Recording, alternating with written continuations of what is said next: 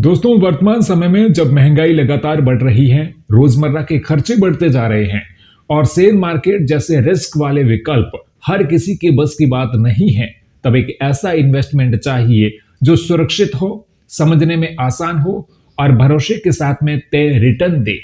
खासकर senior citizen के लिए यह सवाल और भी ज्यादा अहम हो जाता है, क्योंकि रिटायरमेंट के बाद सबसे बड़ी जरूरत होती है स्टेबल इनकम और मेंटल पीस।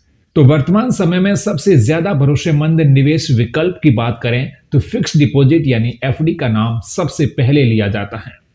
और जब बात 5 साल की एफडी की आती है तो ये सिर्फ निवेश नहीं बल्कि एक तरह की लॉन्ग टर्म प्लानिंग बन जाती है, जहां ब्याज दर लॉक हो जाती है और आने वाले सालों की चिंता थोड़ी कम हो जाती है। पिछले कुछ महीनों में कई बड़े बैंकों ने एफडी इंटरेस्ट रेट में कटौती की है, लेकिन इसके बावजूद अभी भी कुछ ऐसे बैंक हैं जो सीनियर सिटीजन को 5 साल की एफडी पर काफी अच्छा ब्याज दे रहे हैं। फर्क सिर्फ इतना है कि सही बैंक चुनने के लिए आपको पब्लिक सेक्टर, प्राइवेट सेक्टर और स्मॉल फाइनेंस बैंक्स तीनों को समझना होगा। सबसे पहले बात करते हैं स्मॉल फाइनेंस बैंक्स की। अगर आज के समय में सिर्फ ब्याज दर को देखा जाए तो स्मॉल फाइनेंस बैंक्स सबसे आगे नजर आते हैं। ये बैंक बड़े बैंकों की तुलना में थोड़ा ज्यादा इंटरेस्ट ऑफर करते हैं ताकि ज्यादा से ज्यादा डिपॉजिट अट्रैक्ट किया जा सके। उदाहरण के तौर पर सूर्योदय small finance bank senior citizen को 5 साल की एफडी पर करीब 8% का इंटरेस्ट दे रहा है, जो मौजूदा समय में काफी अट्रैक्टिव माना जा रहा है। इसी तरह जाना स्मॉल फाइनेंस बैंक लगभग 7.77% और उज्जीवन स्मॉल फाइनेंस बैंक 7.7% का इंटरेस्ट ऑफर कर रहा है।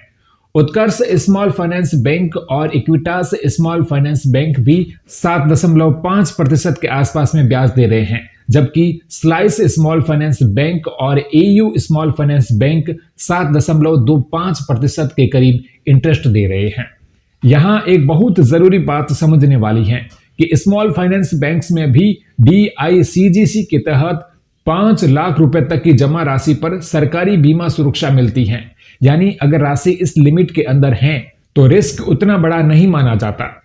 अब बात करते हैं प्राइवेट सेक्टर बैंक्स की, जो ब्याज और सुविधा दोनों के बीच में संतुलन बना करके चलते हैं। सीनियर सिटीजन जो न बहुत ज्यादा रिस्क लेना चाहते और न ही बहुत कम इंटरेस्ट पर समझौता करना चाहते, उनके लिए प्राइवेट बैंक्स एक अच्छा ऑप्शन बनते हैं। जैसे IDFC first bank, SBM bank India और यस बैंक 5 साल की एफडी पर लगभग 7.5% का इंटरेस्ट दे रहे हैं। वहीं DCB बैंक 7.25%, एक्सिस और RBL bank 7.2%, IndusInd bank 7.15%, ICICI bank 7.1% और HDFC बैंक 6.9%। दोस्तों, इंडसेंड बैंक, ICICI बैंक और HDFC बैंक जैसे बड़े नाम भले ही कम ब्याज दे, लेकिन भरोसे और डिजिटल सुविधा के लिए जाने जाते हैं।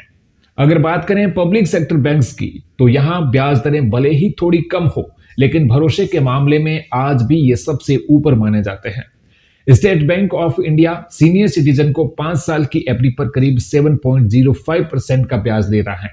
Bank of Baroda 6.9%, Canara bank 6.75%, bank of India 6.75%, Punjab national bank 6.6%, Indian bank 6.5% और यूनियन बैंक 6.4% ब्याज ऑफर कर रही है।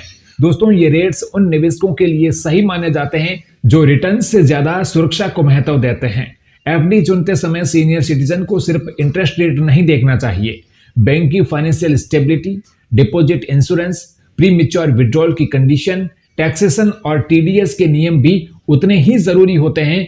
कई बार थोड़ा कम ब्याज लेकिन ज्यादा भरोसे वाला बैंक लंबे समय में बेहतर साबित होता है।